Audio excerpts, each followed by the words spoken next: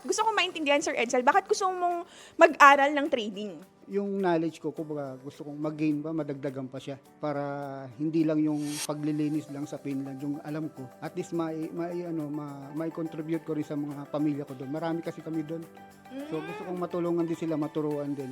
Ma-introduce din tong LTA na the best talaga. So ngayon, ano ulit trabaho niyo sa Finland po?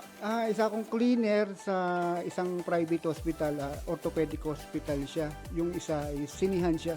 Nililinis ko siya pagkadating ng umaga. Panggabi ako sa hospital, pagdating ng umaga sa sinihan naman. Grabe ang sipag, no? Nung nagpunta ako sa Europe talaga, grabe ang sasipag ng mga Pinoy natin dyan sa Europe kasi hindi lang sa trabaho nila, mas madalas. Yung nagpunta nga ako ng Italy, mayroon doon 5, siyamang trabaho. Totoo yun. Bakit ganun? Bakit ganun yung setup ng trabaho nyo? Ang daming trabaho nyo doon sa Europe. Parang wala na kayong pahinga. Hindi talaga, wala sa Pilipino yung salitang pagod talaga pagdating sa ibang bansa. Talagang lahat masisipag pagdating sa trabaho.